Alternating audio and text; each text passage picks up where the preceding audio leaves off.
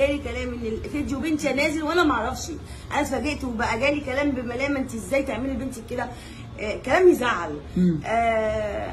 تاني حاجه انا رايحه احتفل ببنتي فرحانه بيها ان حتى انا في وقتها في وقت المكان ده انا كنت فرحانه بفرحه بنتي ان هي فرحانه اول مره فرح لا بتكلم حد ولا بتضحك ولا بتهرج حتى لو في وسط عيله بنات قاعده بتهيص وبتاع انا بتحايل عليها عشان تقوم تقف وسطهم ما بترضاش. تخيل بقى ان انا الاقي بنتي فرحانه كده انا كنت فرحانه عشانها والله ومنطويه ولا بتتكلم مع حد وفي حلقه وبتمشي في الشارع الناس كلها بتقلب بادبها. النهارده ان انا اروح اخش اشوف 10,000 تعليق بكلام قله ادب وسفاله ما حدش يرجع على اي حد. ولو هو يعني الناس دي او الاكاديميه نفسها اللي احنا كنا مودينا فرح فيها دي لو هم ناس محترمين كانوا قدروا اني فرح ان احنا يعني انت بتودي بنتك في مكان انت واثق فيه صح ولا لا؟ تاني حاجه في والناس اللي انت موديهم معاهم دول اهلا للثقه. هم لا طلعوا اهلا للثقه ولا هم ناس يتواثقوا فيهم ولا ينفع حد يودي عياله هناك تاني. دي حاجه. تاني حاجه هم قالوا في حفله والحفله ديت هم اللي هو اداره المعهد اداره الاكاديميه الاكاديميه في حفله ورسوم الحفله قد كده. حتى الفرد هم قالوا في حفله والحفله ديت هم اللي هو اداره المعهد اداره الاكاديميه الاكاديميه في حفله ورسوم الحفله قد كده. حتى الفرد انا واخده مثلا اختها وبنت بنت خالها واخويا وكده رايحين معاه فرحانين بيها. احنا دافعين كده تاني بعد الفلوس اللي هم طلبوها الفرح. تمام مفيش مشكله عندي انا بفرح ببنتي تمام وبفرحها. لكن اروح افرح واروح لحد اسماعيليه عشان هو الفرع الاساسي في اسماعيليه تمام.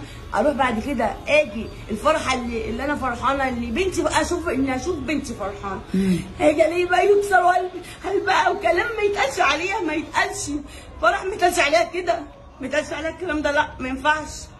فرح بنتي مؤدبه جدا والناس كلها انا نفسي مستكتراهم عليا والله العظيم ربنا يخليهم ليك ادب واحترام.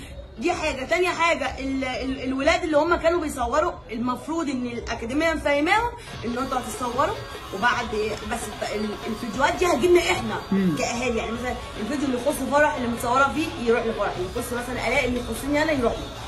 لا قالوا هيرسلوه لحد ولا قالوا هيشيروه لحد ولا الحاجات دي احنا ما كناش نعرفها.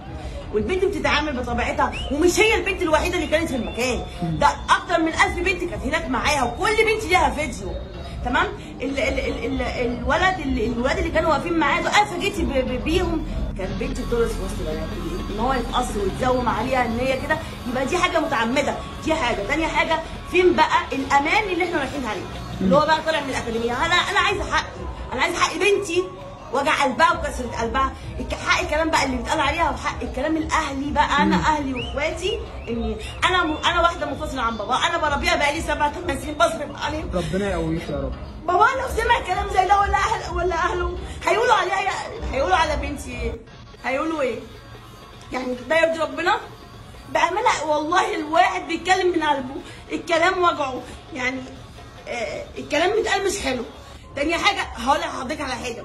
انا بنتي لا كانت بتسهر بره كسهرانه ولا كانت بتفسح ولا كانت بتخرج ولا كانت. انا بنتي كانت رايحه تحتفل بتخرجها حد ناجح حد محترم وسط الدنيا طالعه الاولى على الاكاديميه كلها ماشي. انا نفسي احنا رايحين انا رايحه في فرح انا رقصتي مع بنتي من فرحتي بيها فرحتي بيها ما شاء الله عليها وهي محبوبه وسط زمايلها كلهم هناك. انت عارف زمايلها كلها زعلانين عشانها